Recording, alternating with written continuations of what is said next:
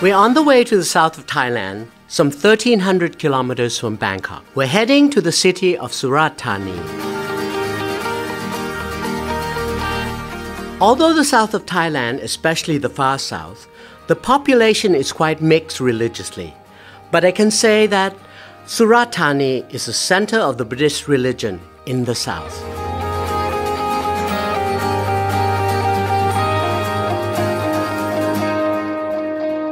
There are famous wats and famous monks that are from Surat Thani. I'm very familiar with this town and have loved ones here whom I always visit many times during the year.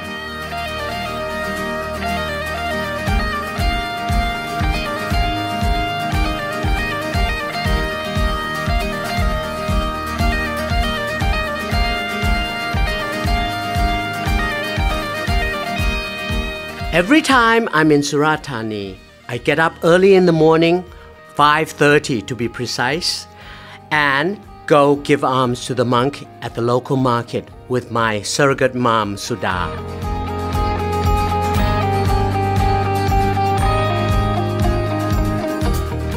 Today is no different from any other day. I'm here in Surat Thani, so we're getting up early in the morning and give alms to the monk as usual. It makes me feel so good.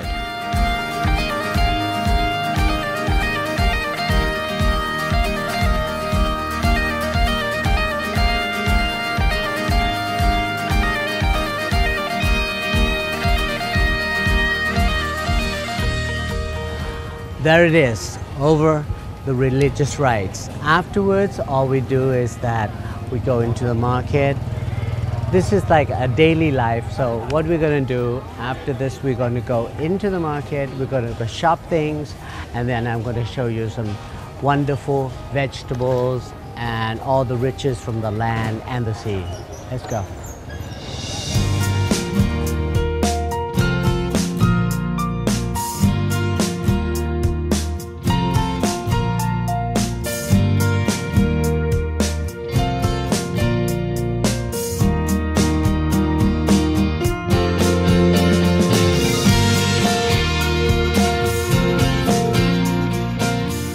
This is a fruit, and it's you can't eat it raw, but you can eat it in sour curry, and it's basically quite sour. But don't eat it raw; you'll itch. All right. This is from a tree, and it's a stem of a tree with a big leaves. It's called aw, and it's very good, and it's great in soups. Amazing.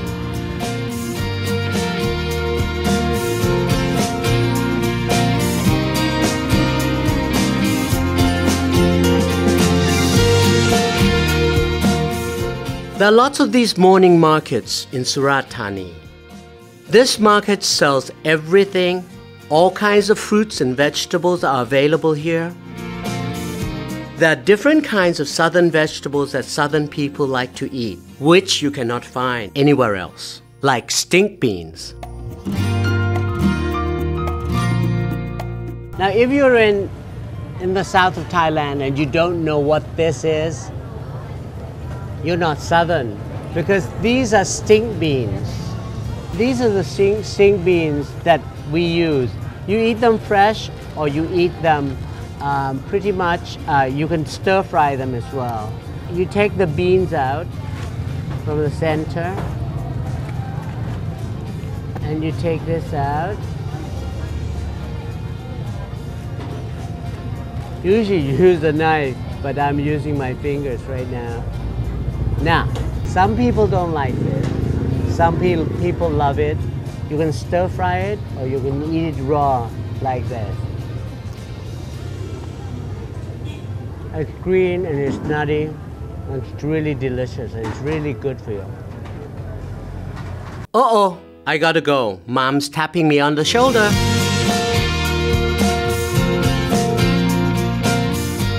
Southern people love vegetables and herbs.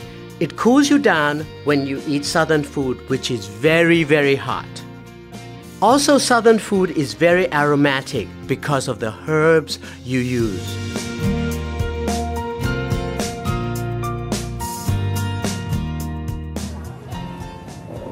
This is it. This is a herb and they use it as a vegetable. And it's basically a turmeric type of herb vegetable leaf. And I think this afternoon I'm gonna cook with it anyway. And it smells really good. I don't know, you should try it. It's called baira in the southern language. ขอบคุณนะครับพี่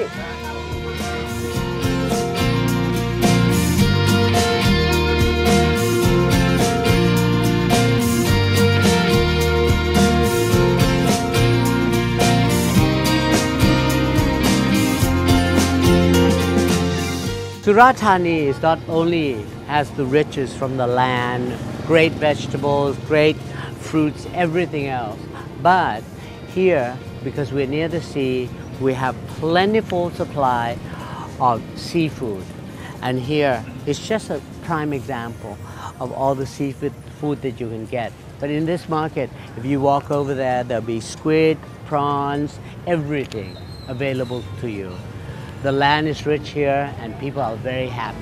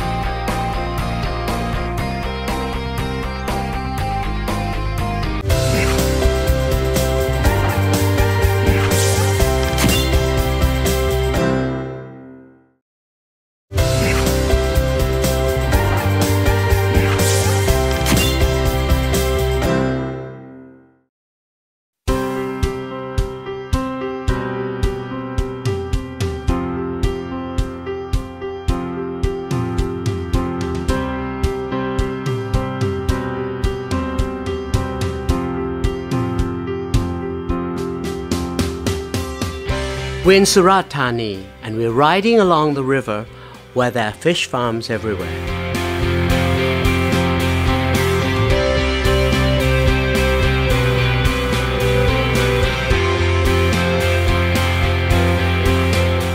This is probably the last area where the water is clean, suitable for farming, for fish and other marine fisheries.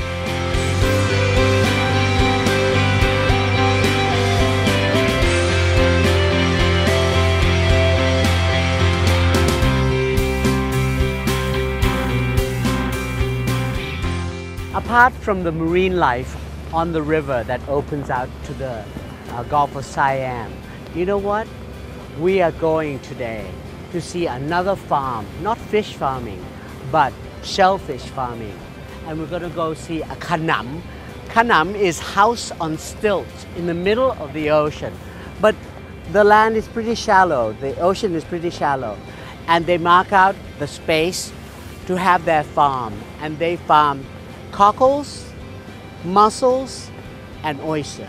So we're going out there to see the kanam and to see how they farm the oysters and the mussels and the cockles.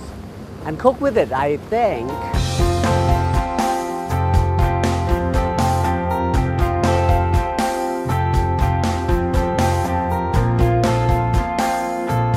These shellfish farmers mark off their area with bamboo poles in the ocean.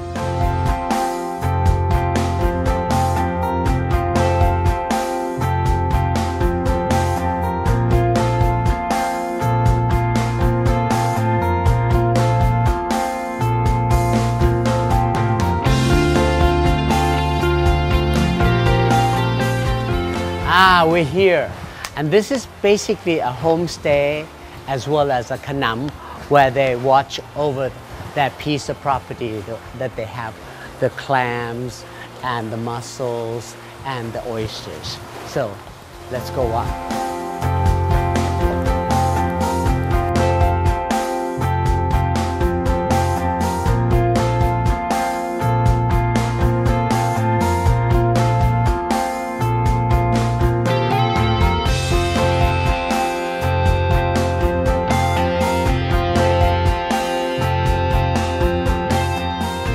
They farm the oysters by attaching oysters onto ropes and leave them hanging in the water over a year before selling them.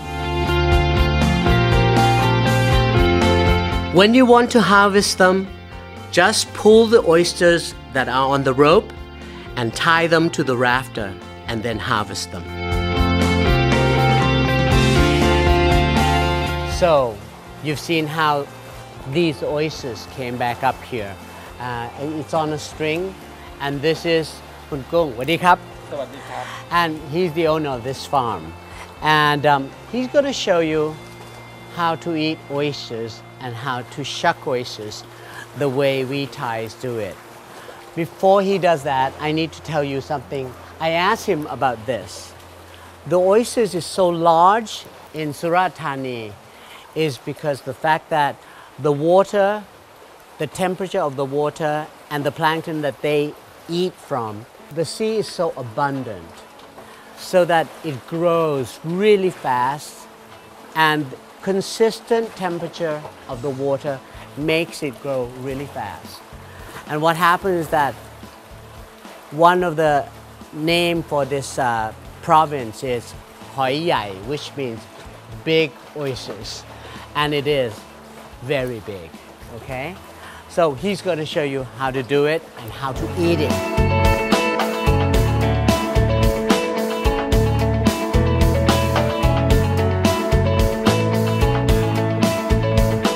Because the oysters are so large here, he uses a hammer to release the upper and lower shells before using an oyster knife to pry the shell open.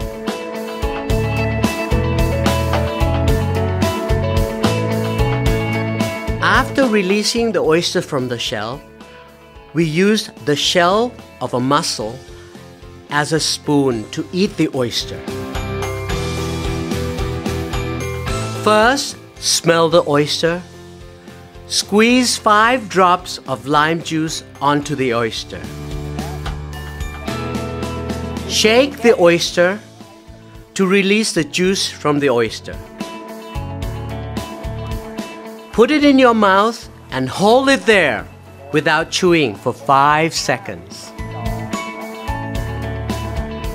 Then eat 1 stem of gratin leaves, which is a bitter green, and slowly chew and swallow once only your saliva.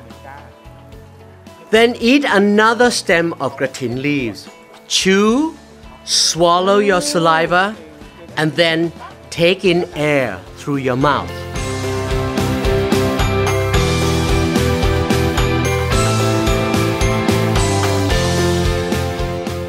After tasting this, this is like a wine or oyster eating procedure, which is almost like wine tasting, because you have to oxidize all these ingredients by taking in the air that goes into your mouth and all this kind of stuff. It's amazing. And you know, this thing is supposed to be kind of bitter, but it's sweet, amazingly sweet and delicious. And you get the real flavor of the oysters itself.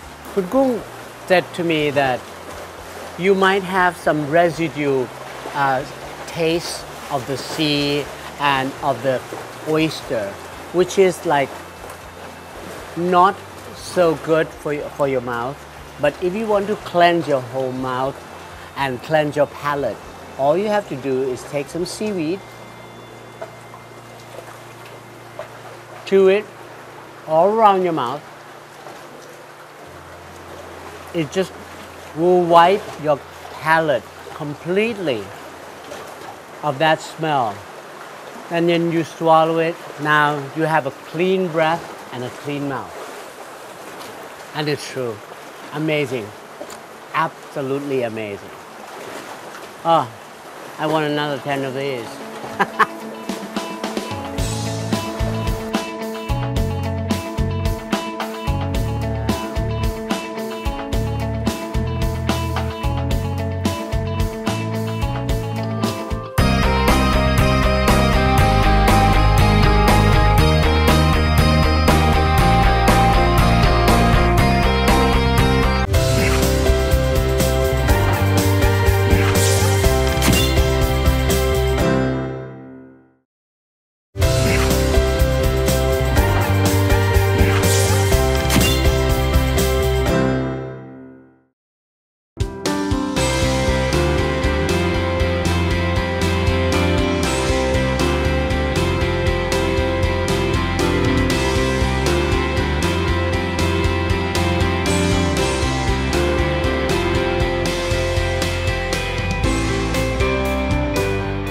Now, since we are on the Kanam, or the house on stilts in the middle of the ocean, and we came to look at all these shellfish.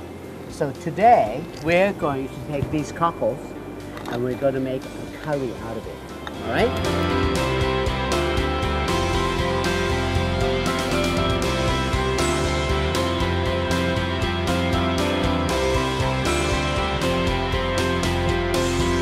So the first things first, we're going to cook up the curry, all right? First, you heat up oil in a pan. Then you add shrimp paste and curry paste to the pan and stir.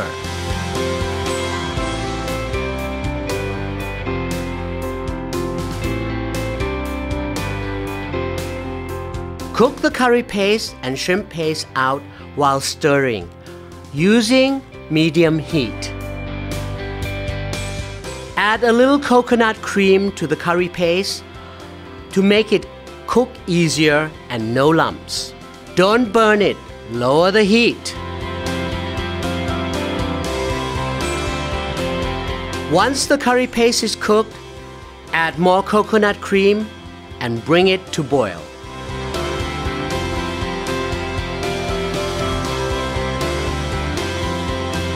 Darn, it's so windy, I gotta wait.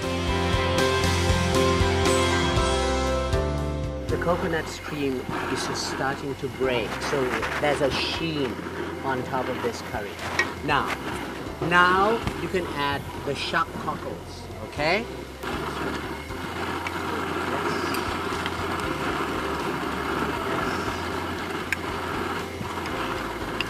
For me, the more the better. And you add a little bit of coconut milk.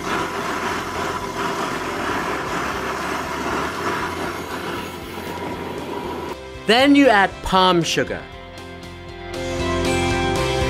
and julienne kaffir lime leaves.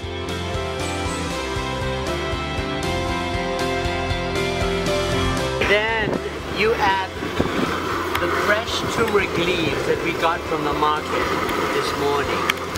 And you just tear it, throw it in there. This is the vegetable, but it has a wonderful smell in it. So you throw it in there.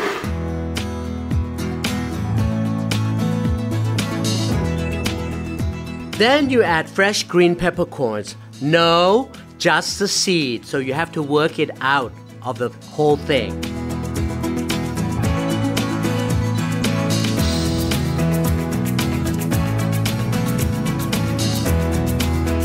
Taste it and add more fish sauce.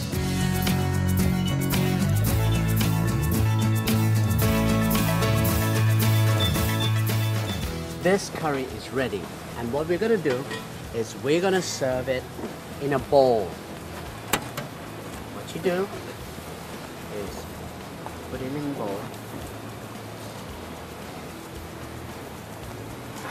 My God, look at this. Okay. This is it. Put it. You do it this way, and look at it. You are supposed to eat this with rice and the curry itself. You want me to try it for you? Okay. Just take some of this, put it on your rice. A bit more on your rice.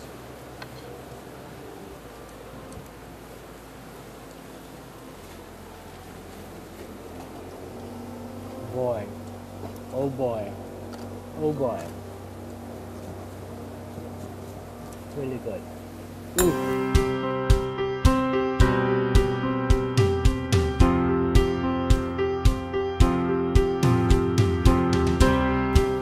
I brought all these vegetables and fruits and flowers and everything else that we got from the market this morning. We are going to cook one leaf, which is called bai liang, and we're going to make a dish very, very simple, and actually it's very nutty and it's very Chinese, but it's going to be stir-fried with duck eggs. That's it.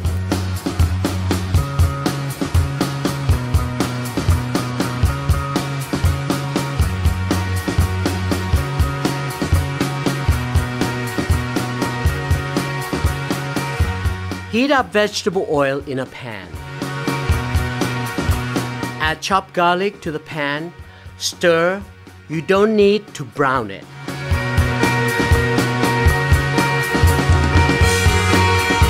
Add the liang leaves and stir.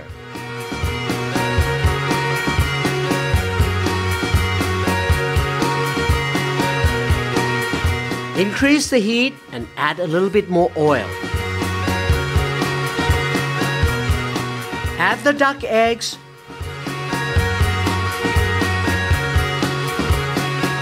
brown sugar, and a little bit of soy.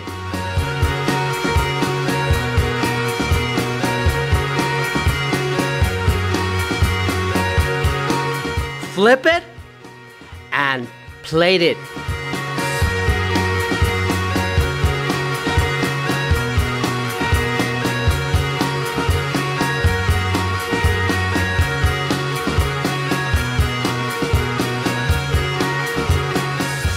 This thing should be really good.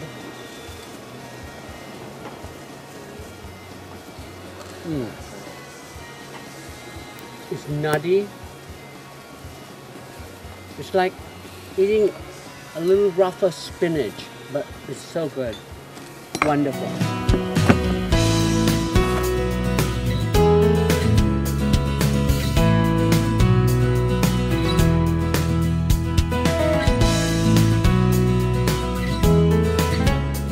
For those of you who come to Surat Thani and eating southern food is your passion, then I suggest you stay at Wang Tai, where the rooms are comfortable and my God, the food is really good.